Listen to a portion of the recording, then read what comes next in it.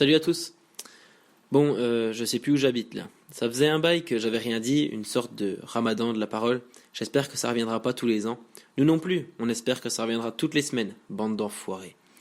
Je rentrais du boulot mardi soir, après un week-end à 2 dimanches, aussi perturbant que reposant, et je préparais un récapitulatif de mon parcours scolaire et professionnel que je dois présenter en fin de semaine dans mon lycée pour dire qu'il faut bien travailler à l'école.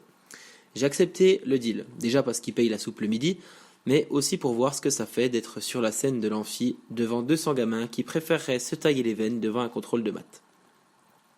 Bon, pour être honnête, j'ai accepté surtout parce que je suis trop gentil, quoi. Et pendant que j'écrivais ma leçon de morale, je reçois un appel, un 01, ça venait de Paris. Et comme j'ai démarré un nouveau boulot récemment, je me suis dit que c'était sûrement le bureau national qui me rappelait pour mon contrat que j'avais envoyé récemment. Je décroche, il y a du bruit, j'entends un allô, suivi de mon nom écorché. Je raccroche, j'ai pas besoin de fenêtre ou d'un crédit immobilier, après tout. 1 minute s'écoule. Nouvel appel entrant, je raccroche. J'ai affaire à un standardiste tenace, et mauvais en orthographe, je le rappelle. 3e appel, je décroche, ils me veulent quoi après tout, c'est peut-être important. Allô? C'est à quoi je réponds, allô? Ouais, je sais, je suis un homme imprévisible. Le mec me demande, vous venez de raccrocher là, non? Ici Greenpeace, je peux savoir pourquoi? Arrêt sur image, moment d'anthologie. Comme j'ai oublié mon autorité dans mon tiroir à chaussettes, je m'excuse. S'excuser devant du démarchage commercial. Oui, c'est du démarchage commercial.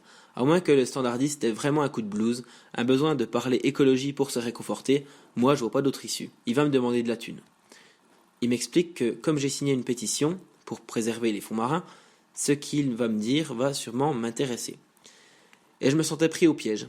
Du coup je l'ai écouté quoi. Il avait un art de la conversation, une éloquence digne des grands. Il avait bien choisi son métier. Je constatais sa technique. Je réfléchissais au cheminement de son monologue. Par quel moyen est-il devenu standardiste chez Greenpeace? Est-ce qu'il est heureux dans sa vie? Si ça se trouve, il roule en Porsche et il mange McDo un repas sur 2. Peut-être qu'il aime les McFish à base d'ossements de poisson. Et les thons rouges aussi, bien évidemment. Pardon? Je disais, la protection des baleines et des thons rouges. Ah oui, d'accord. Vous avez vu le film Au cœur de l'océan? Il était très fort. J'ai cligné des yeux pour me réveiller dans la conversation. Déjà 9 minutes et 50 secondes qu'il me parlait des baleines. Un AVC plus tard, il me demande de confirmer mes coordonnées. Attendez, pousse. Là, je me sens pris au piège, mais je suis d'accord avec les idées du type qui me parle depuis 11 minutes. Comme un syndrome de Stockholm. Au début, on se raccroche au nez, mais à la fin, on repart à bon copain. C'est une drôle de sensation, parce que dans un tout autre contexte, j'aurais aimé adhérer à Greenpeace, parce qu'il faut défendre les ressources de notre planète. Mais je me suis retrouvé dans une situation très étrange. Un peu comme quand tes parents t'obligent à faire un truc que tu allais faire. C'est énervant, mais t'es d'accord quand même.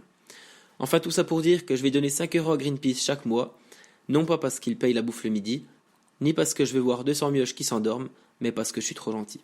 Allez, à bientôt.